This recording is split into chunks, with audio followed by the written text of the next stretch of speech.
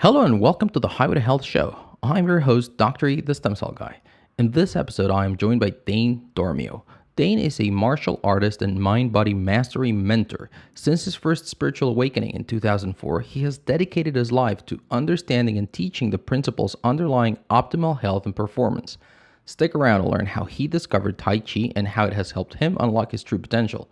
And yes, I know, before you roll your eyes and skip this episode, you should know that even Dane needed more than a single exposure to Tai Chi before he learned its true power. In fact, I had been curious for a while about this, and I had never experienced it until he invited me to take part of his Facebook challenge, which, by the way, we'll talk about in this episode and share how you too can join and take the first steps to unlock your own potential. But before we go into today's episode, let me remind you that this show is a labor of love, which I do in my spare time. My current day job is running a company where we help doctors and other practicing health professionals become better entrepreneurs, allowing them to serve more patients and provide a better life for their families. If you are a health professional or you know of one who deserves to be doing better in business, check out pgformula.com. This episode is sponsored and produced by podcasinthebox.co. I remember when I first launched my podcast, I had been thinking about doing it for years. I had read 2 books on the subject and signed up for an online course, and I still did not launch that podcast. You see, back then I was running a busy stem cell practice, teaching at a university, and traveling for conferences, so it was hard to find the time to start and maintain a new project like this podcast, which is where Podcast in a Box came in. The team at Podcast in a Box handled everything, and I mean everything that has to do with planning, launching, editing, publishing, and marketing the podcast. Because proper podcasting is not just about buying a microphone and rambling on. There is so much more than that. If you're a busy entrepreneur, solopreneur, or even a wannapreneur looking to build a personal brand to instill trust in your clients so they will want to buy your products or services, but you don't have the time or the desire really to learn the technical side of podcasting, Podcasts in a Box might be right for you. To find out more and see if your idea is worthy of a podcast, just head on over to podcastinthebox.co and click on the appropriate button. When prompted, make sure to mention Dr. E's Highway to Health show and the How Did He Hear About Us section. Now, speaking about podcast production, I want to ask you to please bear with me and my guests in this and a few of the upcoming episodes since they've been recorded during COVID, where, as you very well know, we're both at home, usually on a shared family Wi-Fi, and so, well, there's a few drops in connection here and there.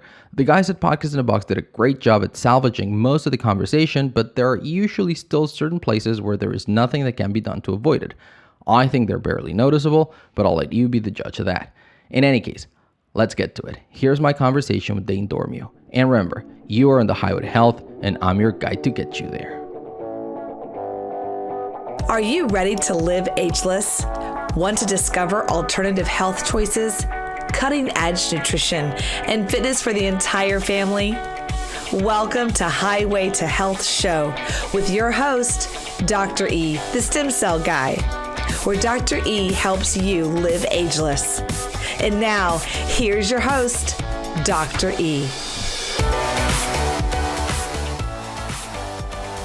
Hello everyone, welcome to another episode of the Highway to Health show.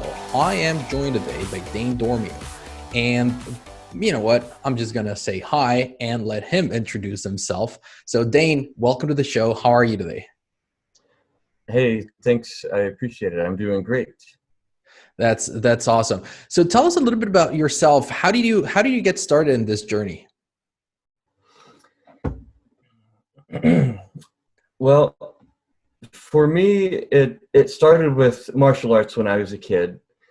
I was really into the Ninja Turtles. I basically wanted to be a Ninja Turtle. As a matter of fact, I still do, to be honest.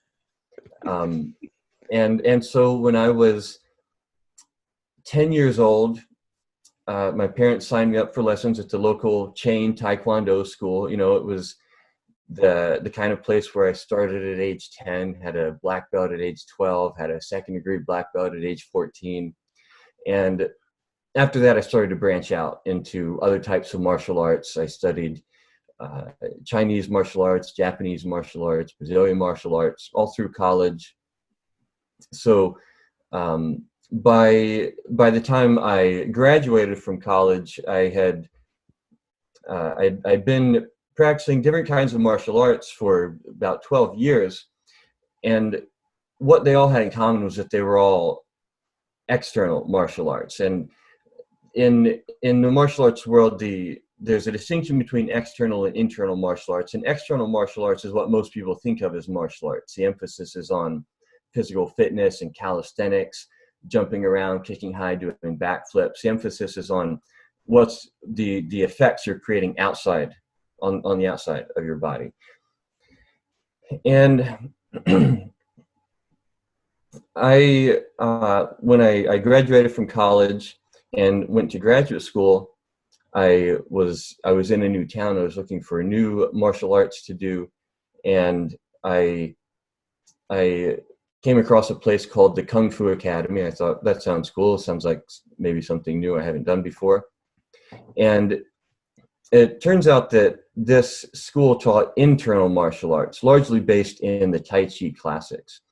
And internal martial arts, the emphasis is on the sensations you're feeling and what's going on inside your body. So it's slow movement, breathing, concentration, and paying attention to qualities like structure, equilibrium, fluidity, body unity, things like that. And this was a big turning point in my life and in my martial arts career, and it was really the beginning of my mind-body mastery journey. But I need to back up a little bit to put that into some context, because I grew up as a rational, materialistic atheist in the Bible Belt, Okay. with no concept of spirituality or spiritual consciousness whatsoever. And I studied math and physics in college. I went to a small private liberal arts school where you have to study a little bit of everything. And the religion elective that I chose was Buddhism. And to me, it was just a bunch of cool old stories. I always enjoyed the Greek myths. I'd found and read the Panchatantra and the Tao Te Ching, and it was all just fascinating old stories, including the story about Prince Gautama sitting under the ficus tree and having the Satori, the awakening experience, and then standing up as the Buddha, the awakened one. And I didn't really think anything of it other than just cool old stories, neat intellectual exercises. And then I graduated from college and moved to San Diego for graduate school and started practicing internal martial arts. And I'd actually tried Tai Chi once in college, and I found I didn't have the patience for it at the time. It didn't seem to do a lot for me. So if this place had been called the Tai Chi Academy, I probably wouldn't have gone. But what I found was that it was really appropriate for where I was in my development, and I got really into it. It was kind of addictive. I mean, pretty much whenever the dojo was open, I was there every day, every class, and I would practice for hours on my own outside of class. And one evening, I was in my room practicing, as I often was, moving slowly, breathing, feeling sensation, concentration, deep meditative state of awareness. And all of a sudden, there was an instant where everything was totally different. Everything in the universe changed. And yet, at the same time, everything was completely the same. Nothing had changed at all. And what had actually changed was my fundamental perception of reality. And the first thought that went through my head when this happened was, oh, that's what that was. That's what they were talking about. And I thought back to the story of the Buddha and the Satori, the awakening experience. And it's kind of like if you had read about giraffes, but you'd never seen one, and then you go on safari and you see one and you recognize it from the description. And I recognized what this was. And then my second thought was, where did that come from? Because it was as if this profound experience that many people spend years and decades of their lives seeking and striving for had just fallen out of the sky and landed on my head. Like, who ordered that? I didn't even know that was a thing, let alone, like trying to achieve it or anything like that. It just happened. And I say this was a huge turning point in my life and in my martial arts career specifically, because one thing that happened, what I had found that when I started training this way, my martial arts became really, really effective, much more effective, like 10 times or more. And to put it bluntly, I'd been collecting all these neat tricks and tools and techniques, and I could do all kinds of stunts for the previous 12 years. But deep down, I couldn't fight my way out of a wet paper bag, and on some level, I knew it. And when I started to really pay attention to what was going on the inside of my body, and the sensations and breath, and cultivate a deep state of meditative awareness, I found that I unlocked my ability to really understand and feel and control what was going on in my body, and handle myself in a way that I never could before. And it was as if all the tools and tricks I'd been collecting, kind of like if someone is an aficionado for something, and they buy all the fancy gear, but they don't develop the basic skills.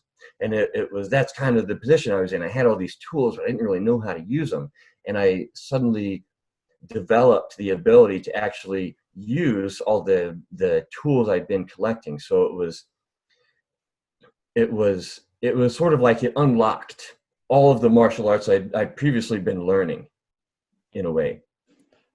It's actually very interesting what you're saying, because you describe it as unlocking.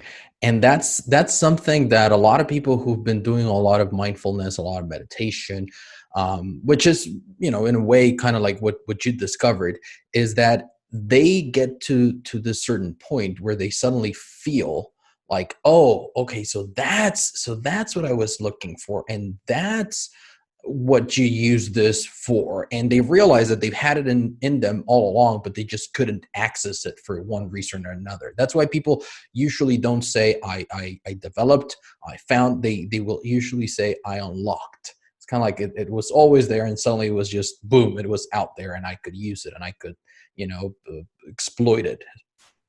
Yes, yeah, and there's a great analogy that I use to convey this idea, which is, right now, can you see your nose? I can right now.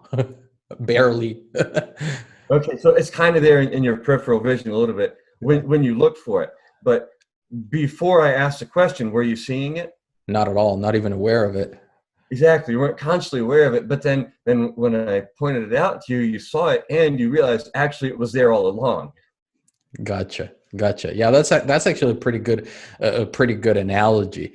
So that's very interesting, because then it means that for well over a decade, I mean, actually 15 years or more, you were doing all of these different martial arts and obviously progressing in the fields and getting all these black belts, but you're still describing it as though until you really tapped into this internal type of martial arts, you really didn't have a lot of, what was it, meaning, purpose, or I don't know, how would you describe it? What I was just doing martial arts because it was fun. That was enough purpose for me, really. And it was the sort of thing, I was never into exercise for the sake of exercise, but I could do martial arts all day. What I didn't have was just the internal awareness, the internal connections, and the real sense of what was going on inside my body. My awareness was basically extremely outward focused.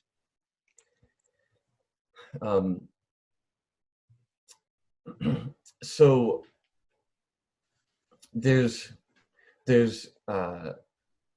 two important pieces of the story at this point. One is I didn't really understand what happened to me or why it happened at the time, but in retrospect, it is, I've kind of come to an understanding of what was going on. And what really, I was playing with fire and I didn't realize it at the time. And what I mean by that is internal martial arts are based on Qigong. And Qigong just means energy work. It's the simplest translation of it. It's one of the three primary branches of traditional Chinese medicine: acupuncture, herbology, and Qigong. And Qigong essentially consists of the three regulations: body regulation, breath regulation, mind regulation. So in other words, it's a combination of exercise, usually slow, gentle exercise, breath work, and meditation. And what most people think of as Tai Chi being the most well-known internal martial art, that's essentially, old people moving slowly in the park early in the morning. That's essentially what Qigong is. And all martial arts all internal martial arts are forms of Qigong. There's three primary branches of Qigong: medical Qigong, martial Qigong, and spiritual Qigong. Medical Qigong, of course, for cultivating health, wellness, longevity, stress reduction. Martial Qigong for inducing flow states and cultivating peak performance. And spiritual Qigong primarily focused on cultivating higher states of awareness. But they're all based in the same three fundamental principles of body regulation, breath regulation, mind regulation: slow, gentle exercise, breathing, breath work, and deep meditative state of awareness. So these are Qigong is not only the oldest, or one of the oldest at least, flow state technologies, it's also the oldest, or one of the oldest awakening practices. And I didn't have any idea about this at the time. I just was noticing, I can do martial arts a lot better, and I was looking to hit somebody hard enough that they would fall down and not get up.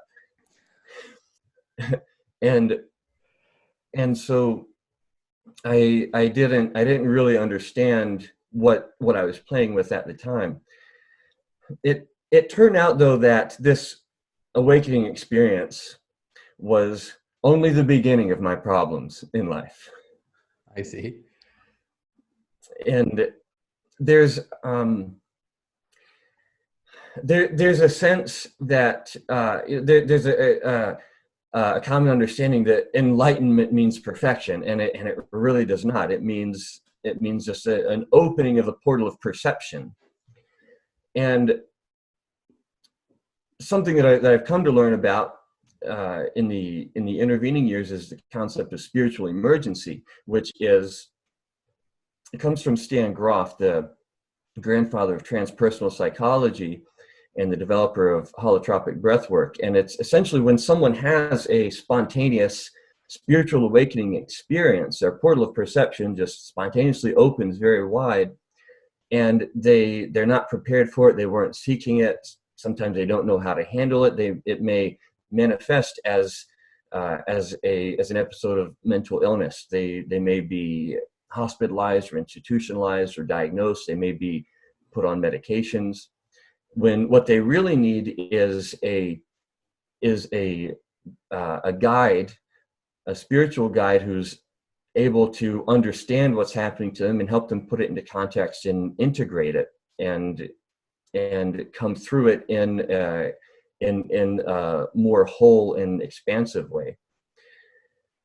At the time, for me, it was a very euphoric experience and largely positive. It was actually the peak state, which lasted for about 3 months. There's the instantaneous awakening, which is instantaneous. There's a peak state, which is always transient.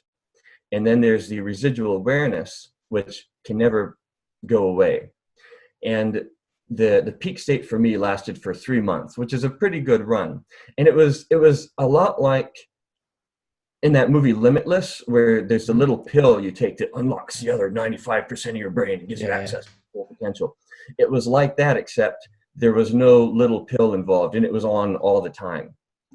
So for me, it was a very euphoric experience. And also I was in graduate school in physics, so I could get away with a lot of odd behavior. But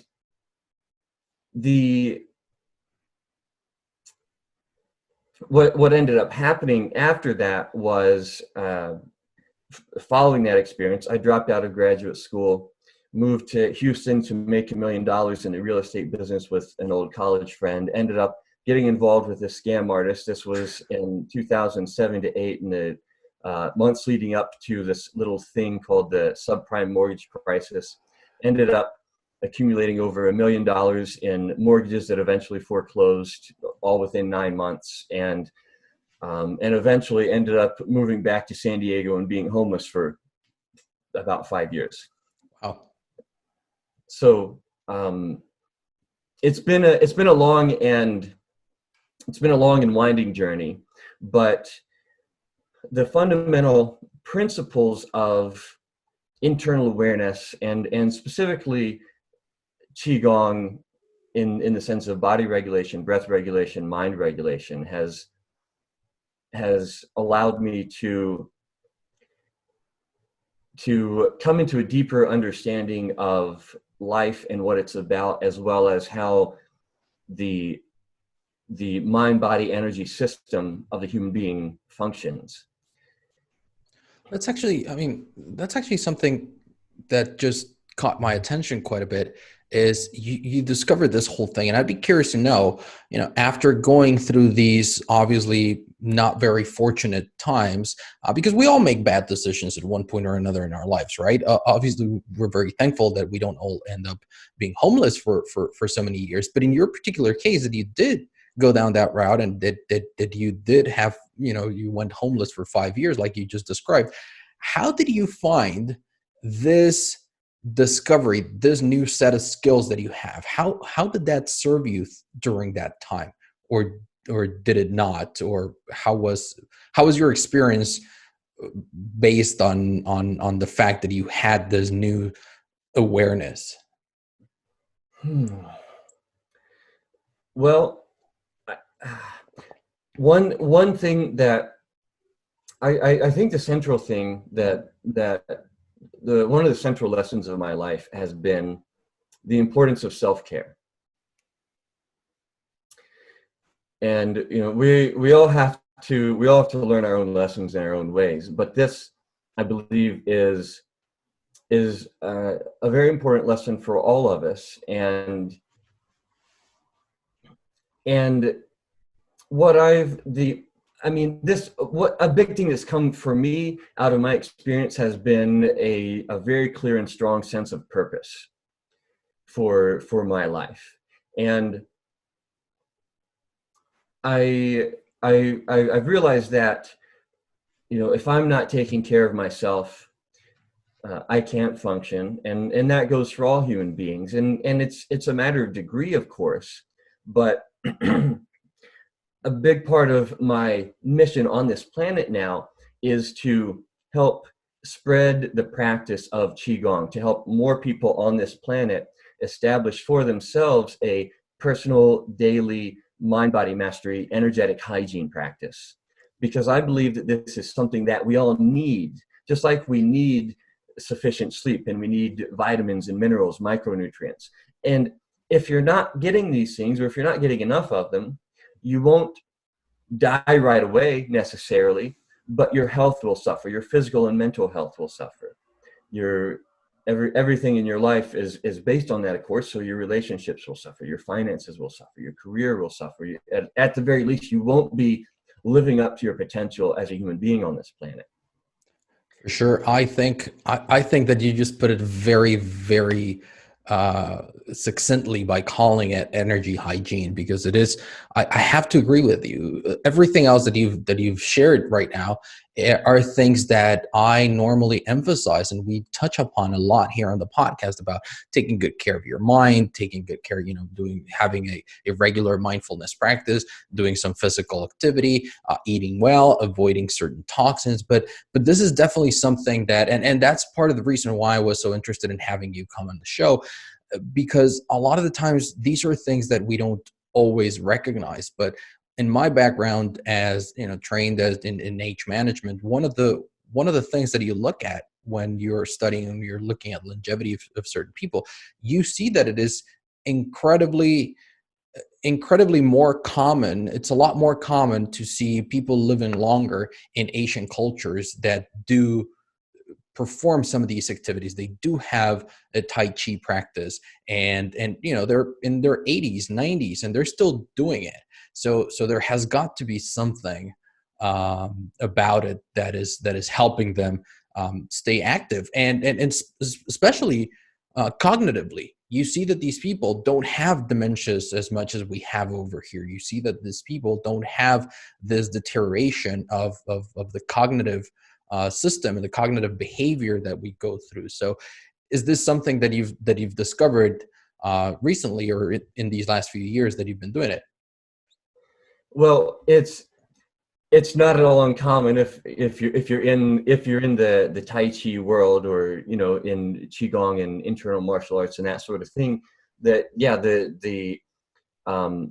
for one thing, it's a practice that you can continually progress and develop and advance at for however long you live. And one of my teachers was a guy in his 70s when I met him, and he had actually had half his intestines and other innards removed due to colon cancer, and he wore a colostomy bag around under his shirt all the time. But when the first time I pushed hands with him, which is the two-person version of Tai Chi, there's the solo exercises and then there's the partner exercises, and the legendary Tai Chi masters, they were famed not for their great power and their strength, although of course they were very powerful, but what people spoke of most was their amazing sensitivity. They were incredibly sensitive. And the saying is, steel wrapped in silk or wrapped in cotton. It's like it feels very soft on the surface, but underneath it's extremely powerful. And he was basically able to just move me all around the room, just barely touching me, just the lightest touches, but he was able to move me around almost like a puppet on strings. And so there definitely is something to this, because and particularly with the cognitive decline, as you mentioned, because it's all connected, of course. The body mind energy system is all one thing. There is not a mind body link or connection. It's a mind body identity. It's two aspects of the same thing. And so in terms of my purpose, and the reason that I say everybody needs this and I call it, I love that you love that, the personal energetic hygiene practice, because this is something that we all need. And a lot of people are catching on to this. A lot of people are shooting on themselves, to be honest. A lot of people are shooting on themselves, like, oh, I should exercise. I know it's good for me. It's good. They know everybody knows by now. Exercise is good for you, for health, wellness, longevity, for stress reduction, for mental health, for immune function, and they're just not doing it. They're shooting on themselves. Oh, I really should. I ought to. I will. I want those benefits. I want to feel good. And likewise, for a long time now, plenty of people, if you haven't been living under a rock for the last 40 years, that meditation is good for you. I really should do that, for all the same reasons: health, wellness, longevity, stress reduction, concentration, focus, emotional well-being. And they just haven't started it yet because of, they haven't gotten around to it, or they don't know where to start, or whatever reason. And breathwork similarly has been coming onto the scene. Hasn't as much percolated into the mainstream consciousness yet, but the people on the leading edge are things like the Wim Hof method are becoming really popular. My brother just sent me some. I didn't realize. I knew about Wim. Obviously, I knew about his trainings, but I didn't realize that he's got an app and that there are a bunch of the exercises there for free. You just need to download the app and follow them. And it's amazing the change. And I think part of the problem, I don't know if you agree with me on this, because you've been training with people, and I know that you've been helping people in this regard for a while. I think that the big challenge that all these disciplines face is that they're simple, and people think that because they're simple, then there shouldn't be much to it. Like, oh well, I mean, what can there be to meditation, right? What can there be to breathing? I breathe every day, all day, right? So is that something that you notice people stumble upon a lot, and that is not serving us well, that mentality? Well, I would say I've seen that it's definitely the sort of thing people take for granted, especially when it comes to breathing, because like you said, it's something we all do every day, all the time. You know, what is it? What do you need to learn about breathing? But breathing actually is a skill. It is a skill that you can develop, and it's one of the most powerful tools for cultivating health and wellness, for physical fitness, for spiritual development, and always has been to those who are in the know, you know. And so yeah, the idea of breath work as, you know, something that you can learn how to breathe better. You can learn how to use your breath as a tool for regulating the state of your body and mind. And so, but in general, what I observe is that people know they ought to be doing this stuff. You know, they think, you know, I really want to start doing that, and they're just not. And so this is why it's a big part of my mission on this planet, to facilitate this and get more people doing this. And the reason that I consider Qigong to be the ideal complete mind-body practice, and the reason that I recommend it for everybody, although it's a marketing, the marketing gurus all say you're not supposed to say it's for everybody, because then it's for nobody, but it really is, because it combines the three components of mind-body practice. I refer to them sometimes as move, breathe, contemplate, in some form. You know, there's lots of ways to do these things. There's lots of ways to exercise. There's lots of ways to meditate. There's lots of different types of breath work. But Qigong combines all three of these into a single activity, all rolled into one, giving you the synergistic benefits of all three at once. And it can be condensed. Actually, I created a practice I call your daily dose of Qigong. That's just 15 to 20 minutes, like taking a pill every day.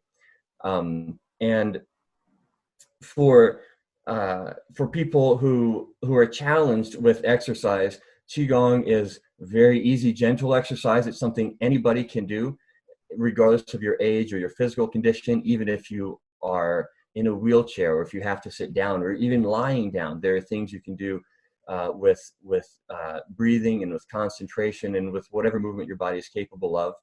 Or even like most of the world right now, that we are in quarantine and have to stay at home, right? Right. As long as you have a 3 foot by 3 foot space you can stand, then this is accessible to you.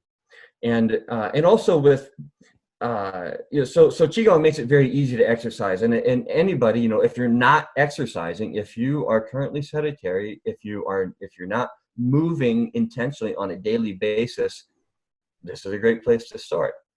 And if you're not meditating, if you don't have a meditative practice of some kind, one challenge a lot of people have with meditation is sitting still. You know, it's hard to sit still. Well, the great news with Qigong is you don't have to sit still to meditate. You can meditate while moving. And so this is in terms of, I mean, and the way it works is it just brings the body into harmony. So whatever natural healing capacity is there is facilitated. It's like when the tide comes in, all the boats rise.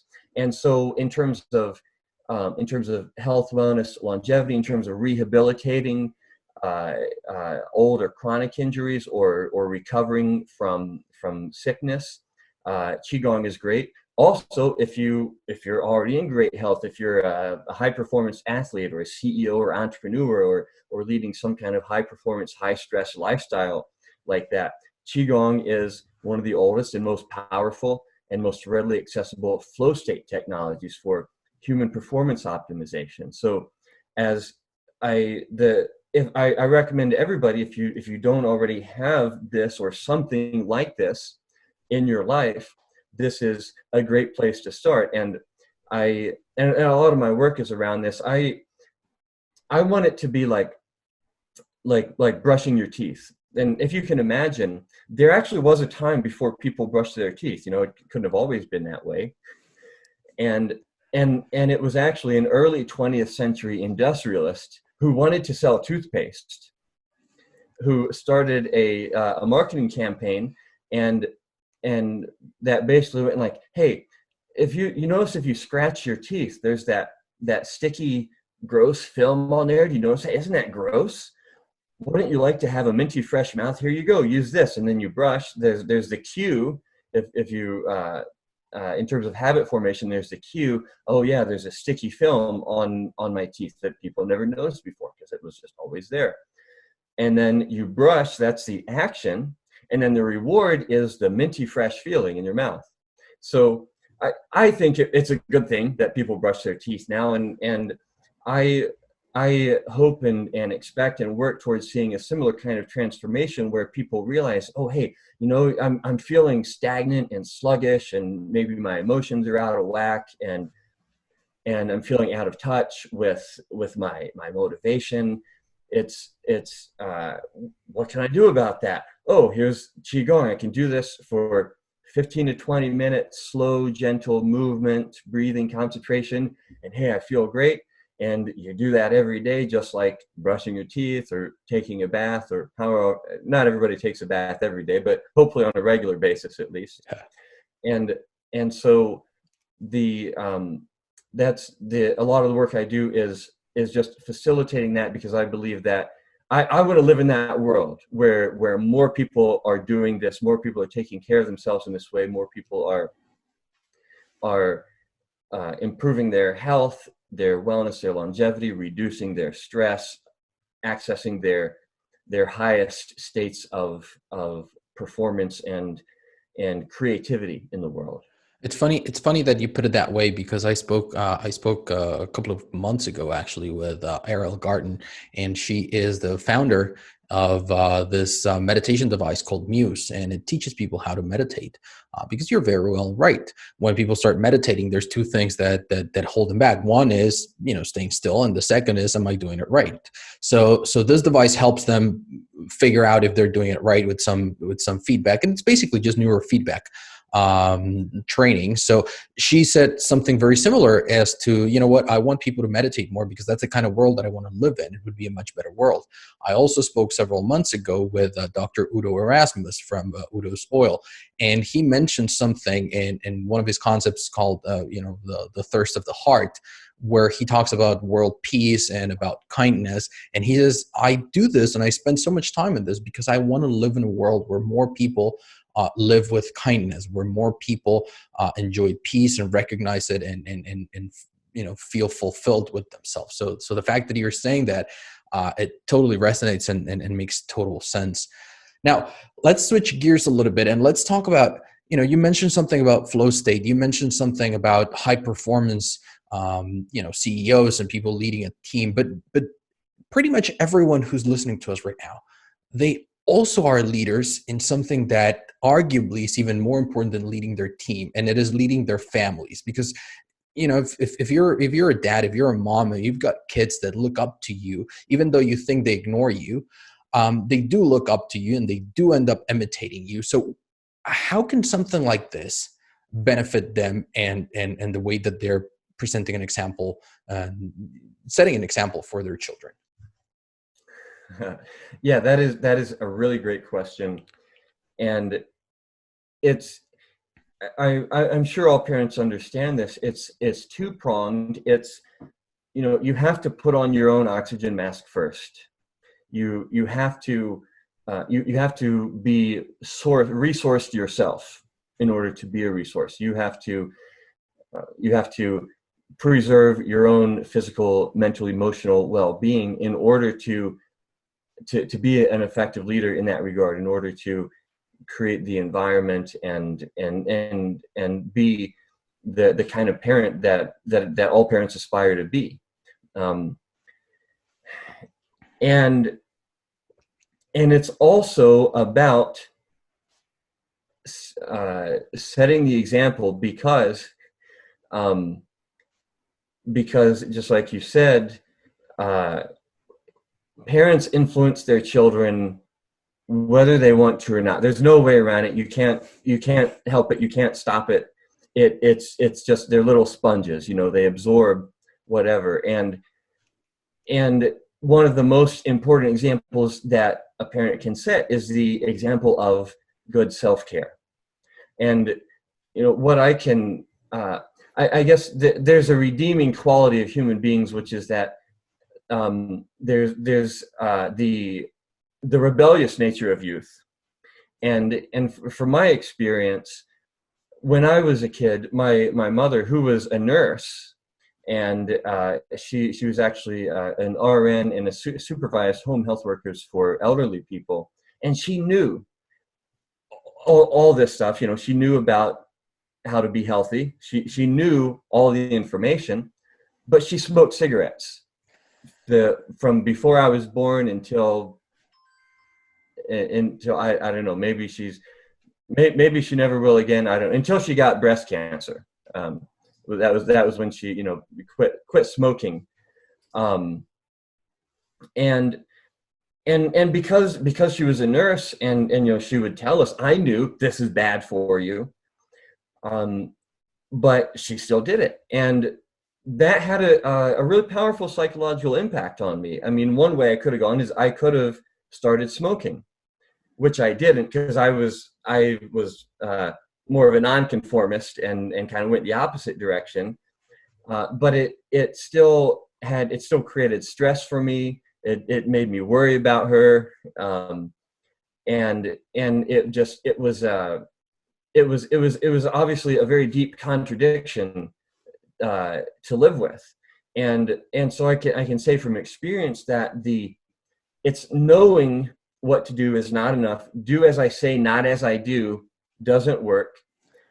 And it's not only setting the example of self-care, of lifestyle practices that are conducive to health, wellness, longevity, but also being consistent and congruent, and setting the example, leading the way, being the leader by going first. It will have an impact. It will have an impression, and maybe it won't surface until later. Maybe if you're healthy, your kids will rebel by being unhealthy when they're young, but eventually life will catch up with them, and and that will be there. It will eventually come to them, and it will have a positive effect. So the more of a positive example you set of someone who takes care of their physical, mental, emotional health, someone who gets regular exercise, regular meditation, regular breathwork practice, who has the discipline to maintain a personal daily practice like this, is one of the greatest gifts that I think you can give your children. That's amazing. And how can people get as well started? as having parents that are around for as long as possible. Well, that's always a very nice thing to have, when your parents are around. Your grandchildren and your great grandchildren, we're actually very lucky now that you mentioned that. We have a 2-year-old toddler, and we moved over here to Spain, where my wife is from, a couple of months ago, so that he could spend some time with her family. And her grandma is still alive. So that's a great, that's a great thing. And that's a great experience for everyone involved. It's really, it's really nice. I lost all of my grandparents when I was very young, and being able to see my son that has all 4 of his grandparents and one of his great grandparents still around, and how they enjoy each other is great. So being able to give that gift to your children and to your children's children, it's probably a really, really good thing. Now, let's get a little bit more practical. How do people get started with this? Like the people that you start working with, I'm assuming that they don't they're not kind of like halfway through, or they're already into it. These are people who have never done any of these practices, correct? Well, I would say I'm very passionate about reaching people who have little or no exposure to this kind of thing. The people who are in that place, because it's a big reason that people don't get started, is even if they know about this, even if they are shooting on themselves, it's like, where do I start? How do I start? It's a big world out there. I've got a busy schedule. That's kind of the problem in the first place. And I created something to solve this exact problem. It's called Your Daily Dose of Qigong, and specifically what I created is a free and open to the public group on Facebook. It's called the 7-Day Qigong Non-Challenge. Perfect. Because it's designed to be so easy, there can be no excuse not to do it. And the way that works is anybody can look it up on Facebook and well, we're actually, for those of you listening, I'll make sure to grab that link, and it's going to be right down in this episode's description. So just scroll down to the description of your podcast app or on YouTube, wherever you're watching this, and just tap on the link and go there directly. Yeah, right. We'll definitely include the link, and anybody who wants to can join. There are a series of 7 videos that are designed to just watch and follow along. They're 15 to 20 minutes, gentle, easy exercise. There's no previous experience required. There's nothing to memorize. You just watch and follow along with one video per day for 7 days. Even if you skip a day or two, it's fine. And my bet is that after 7 days, it'll feel so good, you'll be hooked and you won't want to stop. And there's actually a complete series of 90 days of Qigong, and the videos are on YouTube for anybody who wants to follow along past the initial 7 days. And this is designed to be like training wheels. You can go for the whole 90 days, or as long as you feel like you need or want to, until you're ready to start doing it on your own. And for those who want to go even deeper with the practice, we have an online learning community that you can join for interaction and support. We have live group classes, and we provide one-on-one guidance and feedback for your personal mind-body mastery journey. Even whether you just want to become an expert at this for yourself, or whether you're interested in teaching others, we're there to support you along your journey. And it's a journey towards self-sufficiency. That's where we are trying to move people to. So whether you start doing the practice and you make it your own, and then you keep doing it.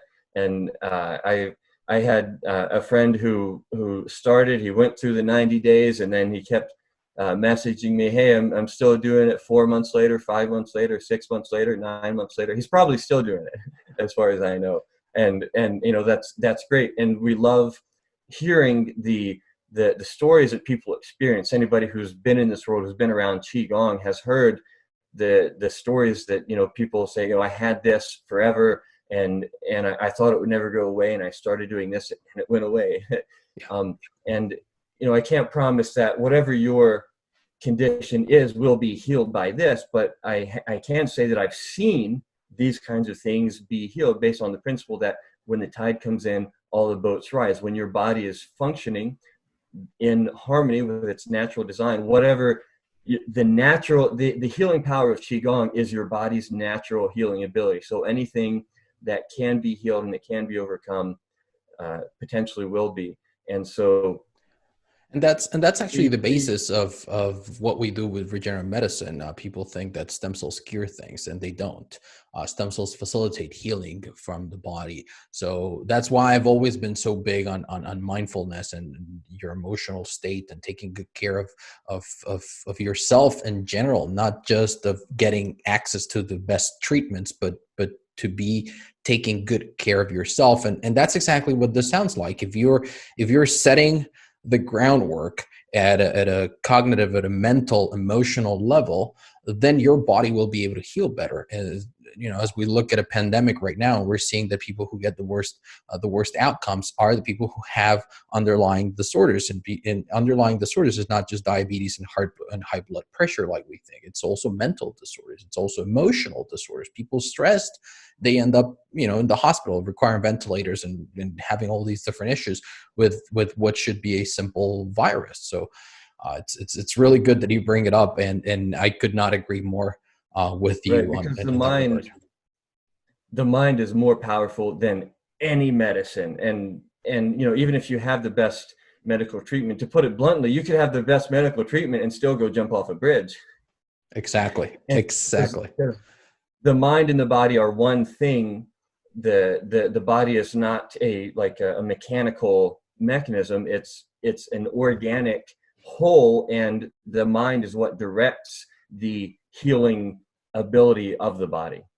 For sure. So Dane, thank you so much. This has been a really, really good conversation. I do want to acknowledge you for the work that you're doing. I think it takes enormous courage to recognize what your mission is and really focus so much on it that you're teaching people these things, because like you very well said, and I agree with you, I would like a world where more people are having good energy hygiene practices and regularly, because it can only benefit all of us. So thank you so much for doing that. You're welcome. I appreciate the work that you're doing also, Dr. E, and I am glad we're on the same team and that we can collaborate to help lift all of us up together. Absolutely. Now, where can people find out more about you? You mentioned your Facebook group, which we're linking in the show notes, but do you have a website or social media? Where can people go and connect with you? Yeah, the Facebook group is always where I tell people to go if you want to start doing this. But I'm also on Facebook. I love to connect with people and make new friends. So my personal profile, Dane Dormio, is a good place to connect. You can find our online learning community at our website, Tai Chi. Okay. Yeah, chaitaichi.org or .com is our website, and that links to our online learning community if you just want to go right there and check out what that's about. We actually have a quarantine special for for however long the quarantine is in place. Our premium membership, which is normally $100, it's only $50, and that will be a lifetime rate that will be locked in. If you join while the quarantine is in place, it'll be only $50 a month, and you can use the coupon code Peace Love Chi to it's Peace Love and QI to get your first month free. And so awesome. I want to eliminate any barriers. I want to make this as easy as possible for people to just try this out. See if you like it. If you do, we're here to support you however far, however deep you want to go with this practice. So I'll be sure to provide you with all of that information so you can include it in the notes. And I'm looking forward to meeting you if this resonates with you, if you'd like to learn more, if you'd like to connect. If this message reaches even one person and helps them make a positive change in their life, even if I never hear about it, I'll consider it to have been worthwhile. Absolutely. Well, that's a very generous offer. Thank you so much. And I'll make sure to link to all that. You just heard, there is no excuse to get started. This is, what I was just thinking about it right now, that you were sharing this. And I was thinking, how young should, can a child begin? And I figured, I'll just give it a shot and then see if, we've got a 2.5-year-old. I'll see if he follows along. And if he does, it's a great thing to do together at home. Right now, you're stuck at home, you've got your kids over there. So it's a great activity that you can probably do together, learn together, and improve your lives together. So thank you again for that very generous offer. For everyone listening, thank you so much once again for tuning in. Remember that all the links are down in the description. You just need to scroll down there and tap on the one that you like the most. Dane, thank you so much for stopping by. Final question, did you have a good time here on the Highway to Health show? Absolutely. I love talking about this stuff, and I really appreciate the opportunity. Awesome. Well, thank you so much for stopping by. For everyone listening, we'll see you here next week. Have a great day. Thank you for listening to Dr. E's Highway to Health show, helping you learn the science of living ageless. Did you enjoy the show? Please like, share, and subscribe where you listen to podcasts. Dr. E wants to hear from you. Go to dre.show. Again, that's dre.show. Until next time, this is Dr. E's Highway to Health, helping you live ageless. So there you have it. That was my conversation with Dane Dormio. I hope you enjoyed it and got a few good reasons to try Tai Chi. What was your favorite takeaway? Tag me on Instagram or connect with me on LinkedIn and let me know what you think. By the way, remember that you can find the links to everything we discussed in this episode in the show notes. Just scroll down to this episode's description on your podcast app and tap on the appropriate link. Speaking of links, remember to check out podcasinthebox.co for all your podcasting needs. If you're a busy entrepreneur looking to grow a personal brand and instill trust in your clients, there is no better way to do it than with a podcast. To learn how the team at Podcast in the Box can help you do just that, simply head on over to podcastinthebox.co and find out more. Oh, and if you already have a podcast but find it hard and time-consuming to keep up, they can help with that as well. Seriously, they're amazing. Just head on over to podcastinthebox.co and let them know that Dr. E sent you. That's it for today. I hope you enjoyed this episode. You've been listening to Dane Dormio and Dr. E talk about Tai Chi and mind-body mastery. Thank you for tuning in. I'll see you here next week. And remember, you are on the highway to health, and I'm your guide to get you there.